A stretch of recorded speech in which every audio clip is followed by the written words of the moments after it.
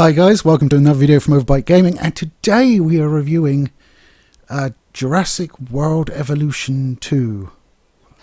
I have to try and remember the name of it then. I couldn't remember if it was Jurassic World or Jurassic Park. But I know it's Evolution 2, and that is what we're going with, so there. It is obviously the sequel to our previously reviewed Jurassic World Evolution.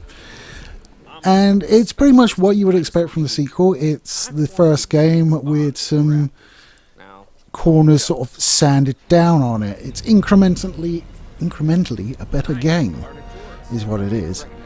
So the big thing for me for this was I sort of looked at it and I was kind of like, but one of my mates bought it for me for Christmas, and you know, I'm not going to look a gift review in the mouth, so to speak. But so I was umming and ahhing about it personally. Like, I looked at it before when it came out. Well, should I get it? I don't know, maybe.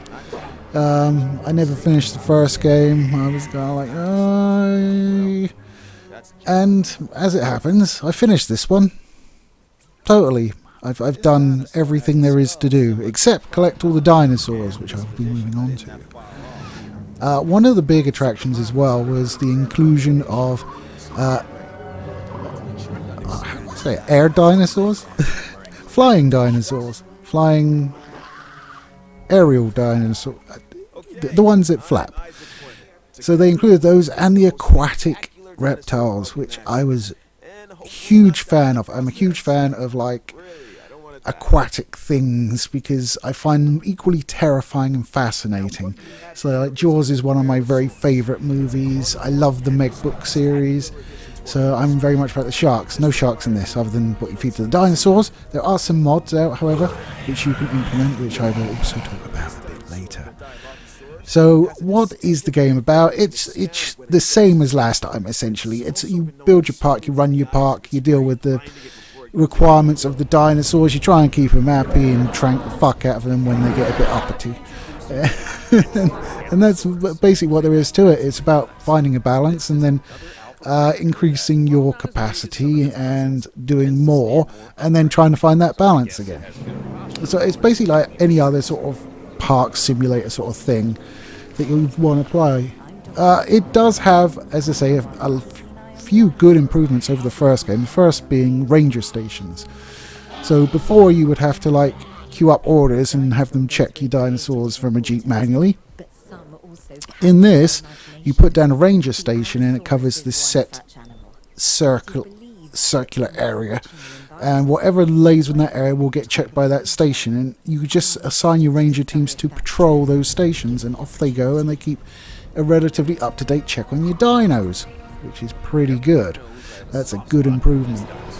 The graphics, they really remain pretty much the same. They're maybe a little bit better, but it's not a huge jump from last time, and last time was a decent looking game anyway, so you know, who cares. I think the animations are a bit more varied and a bit smoother this time round, so there has been work done in that element of it, which I am pleased about. The campaign that you start with is really strange. It's very short. It's set after Fallen Kingdom. I think that's the name of the last one. So like dinosaurs are a thing that's like out in the wild now. So it's not too much about, it's more about you go and get these wild dinosaurs and pen them up. I'm sure Peter will have a field day when they hear about that, considering the objections over using animals in The Witcher, which is just, what? Okay. Moving on. But as I said, the main draw for me was definitely the aquatic reptiles. It was a little bit disappointing that there are so few, and I haven't unlocked them all. I've still got the Leo to go, the Liopleurodon. I have the Mosasaur. I mean, I'll put a little chunk of footage in right now. I mean, the footage I captured generally was, I just took the biggest meaty eating dinosaurs and stuck them all in the same pen and watched them kill each other, so I thought that would be semi-entertaining to watch while I waffled on about the game. Interestingly enough, the T-Rex was taken out almost instantly by a pack of Deinonychuses, you know, the ones the raptors are actually based off of rather than an actual raptor, because the raptors are about the size of a wolf, and Utah Raptor's too big. Those guys. But yeah, they just jumped all over the T-Rex and mullered him completely. He didn't stand a chance. I was quite impressed and quite frustrated. And I also forgot to release the Spinosaurus until late in the day, so there's that. But he did get out, and things went badly, as they do normally for me. So yeah, a little bit disappointed in the selection. There's only about, I think there's about 5 in each of the aerial dinosaurs and the aquatic ones. So I could really do with some more of those. That is just right for DLC though. I imagine they're going to make us pay hand through teeth on that one. Also very disappointed. No Meg. I would love to Meg. Now, I know there's a mod out where you can change one, I think it's the Mosasaur, into a Megalodon if you want.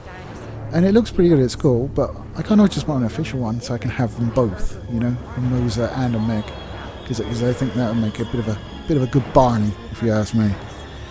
But overall, I had super amounts of fun. The campaign, as I was saying, is very strange. It's very short, and it acts almost like the tutorial. Which is a shame because this game badly needs a better tutorial. There are a lot of things the game doesn't tell you, and you have to go away and look at external sources for. Like, there was an objective I had to do, and it's like, you need to have 150 action guests. I'm like, what the fuck is an action guest? So I went away and googled it, and it turns out you have different types of guests in your park, something that I couldn't find any reference to while I was learning to play the game. So the action guests are the type of guests that want like rides through enclosures with big ass dinosaurs, and generally the daredevils, and they're impressed with the biggest, toothiest creatures. But yeah, the game didn't tell me that, so I had to look it up. I've had a few instances of that.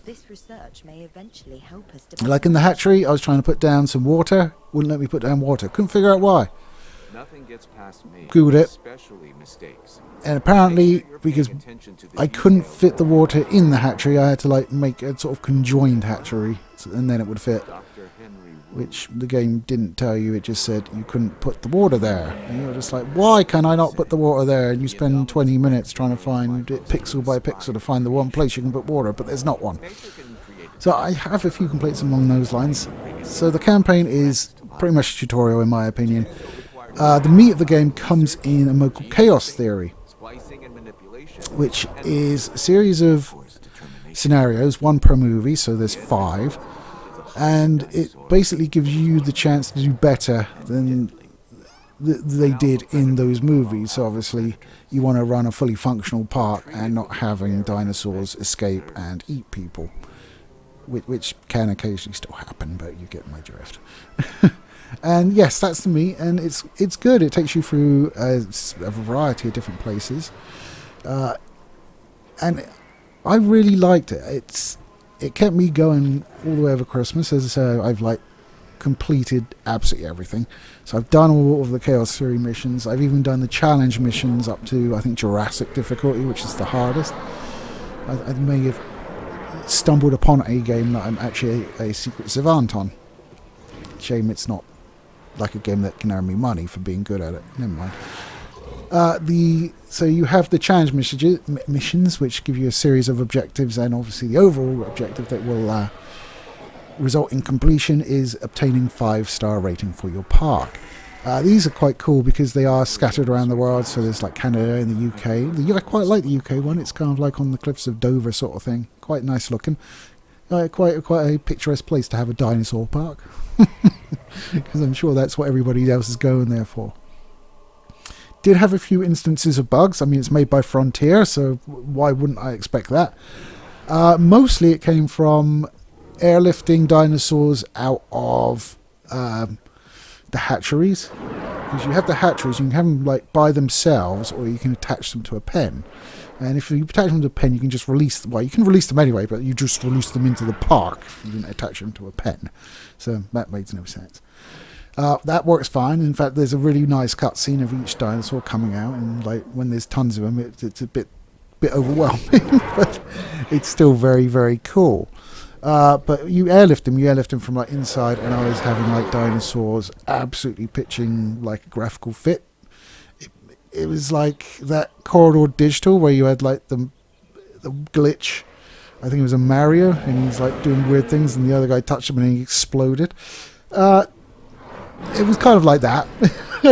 I'd have like dinosaurs just getting sort of coming off the chopper and getting stuck on shit.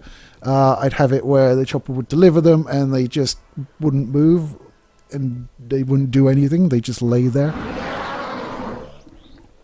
Not really interesting behaviour from dinosaurs, but there you go. So yeah, a few weird things like that. There's also this weird blurring effect that if you zoom out a little way and something's moving relatively quickly, you get a really bad blur on it. I don't know what's going on there. Maybe I can find a setting to turn that down or off.